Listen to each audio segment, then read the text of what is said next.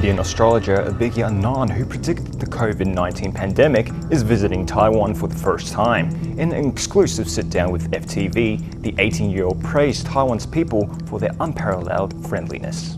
In an exclusive interview with FTV Vice President Ann Hu, Indian astrologer Abhigya Anand was asked about this November's U.S. presidential election. He also predicted Taiwan's future, saying that a Chinese attack could happen after 2028. FTV's Ann Hu challenged Anand, pointing out that his prediction about World War III never came to pass. The astrologer replied that he isn't God and that what he saw was a negative planetary combination that could have meant either a war or a pandemic. You've grown so much over the years, and now you become a very handsome boy. Thank you, Xixien. So this is the first time to Taiwan, right? This is my first time to Taiwan, yes. So far, how do you feel about Taiwan? I just love this place, the country, the people, the values, the democratic values, and the society here, the infrastructure. Everything is just very nice and very organized. And the friendliness is something I haven't seen in other countries. I've been to several other countries around the world, but this is something very friendly about the people here. And I've so far enjoyed my stay. Yeah. Now you're here in Taiwan. Can you tell us about Taiwan's future? Taiwan's future. Indian astrologer Abhigya Anand rates Taiwan's future. ये headline पूरे Taiwan में trend कर रही है। यानी कि भारतीय astrologer Abhigya Anand Taiwan की मीडिया में जाकर सच साबित होने वाली भविष्यवाणियां कर रहे हैं कि 2025 और 2031 के बीच चाइना ताइवान पर बड़ा हमला करेगा, जिससे ताइवान को बहुत ही बुरे हालातों का सामना करना पड़ेगा, जिसके कारण ये सनातनी हिंदू लड़का पूरे ताइवान में अपनी वैदिक एस्ट्रोलॉजी के कारण छाया हुआ है। क्योंकि जिस बात का डर ताइवान को पहले से ही सता रहा था, आखिरकार सेम वही भविष्यवाणी माथे पर तिलक लगाकर आए हुए इस हिंदू लड़के ने खुले तौर पर कर दी। पर सबसे इम्पोर्टेंट प्रश्न यहाँ पर ये है कि ताइवान की मीडिया अभिज्ञ आनंद की भविष्यवाणियों पर इतना ज्यादा विश्वास क्यों कर रही है, और ताइवान जैसा आधुनिक देश एक भारतीय हिंदू लड़के की भविष्यवाणियों को इतना ज्यादा सीरियस क्यों ले रहा है। तो इस प्रश्न के बारे में हम वीडियो में आगे बात करेंगे, लेकिन उससे पहले आप इस वीडियो को ध्यान से देखिए, जिसमें ताइवान की मीडिया के सामने अभिज्ञ आनंद खुले तौर पर ताइवान के आने वाले बुरे समय की भविष्यवाणियां कर रहे हैं। Now you're here in Taiwan. Can you tell us about Taiwan's future? Taiwan's future. So basically, Taiwan, I studied the astrological charts of Taiwan, and one thing is very clear to me: the national identity of Taiwan will never cease to exist. It will always remain. No matter what external threat happens, I do believe that Taiwan will forever stay an independent and powerful place. Even if the administration is taken over, the soul of Taiwan will remain, and the authenticity of Taiwan will remain, so that's for sure. But after 2025, we see some fundamental problematic changes for Taiwan, so that is a slight concern after March of 2025. Fundamental change? Yes, a fundamental change. There could be some sort of an attack or some sort of a conflict in the South China Sea which might affect Taiwan. The South China Sea, that will affect Taiwan? Taiwan, that's right. That's really? Right. Yes. Recently, you also mentioned about Taiwan economics in 2025 Yes. But it was very vague to me, vague, because exactly. I still don't get you. That's good or bad? Yes. It will be good or bad? So at that time, I was appearing for a press conference on the Asia Blockchain Summit when I was suddenly asked a question about the TSMC. So yeah, I would say good, to a large extent good, but after March it is a little bit problematic. So it can be problematic after March of 2025. Before that it is okay, and after that I see some problems.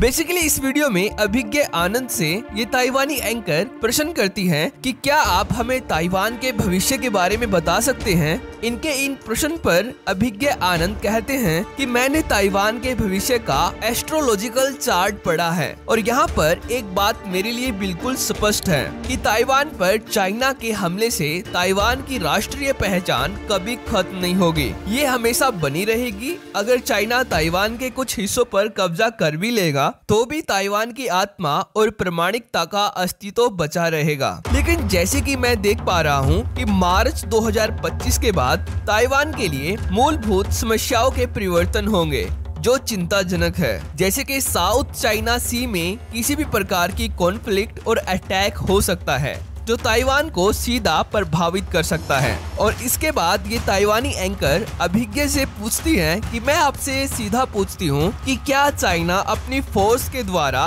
Taiwan पर attack करेगा। तो इस पर अभिज्ञ आनंद तुरंत जवाब देते हैं और कहते हैं कि ये संभव है और इसकी संभावना 2028 से लेकर 2031 तक की है कि चाइना बाय फोर्स ताइवान पर आक्रमण कर दे। लेकिन ताइवान के लोगों को इसके लिए डरने की जरूरत नहीं है, क्योंकि मुझे विश्वास है कि इस समय में ताइवान के लोग अपनी संप्रभुता के लिए खुले तौर पर लड़ेंगे। Let me ask you directly, will China invade Taiwan by force? That is possible between 2028 and 2031. That is possible.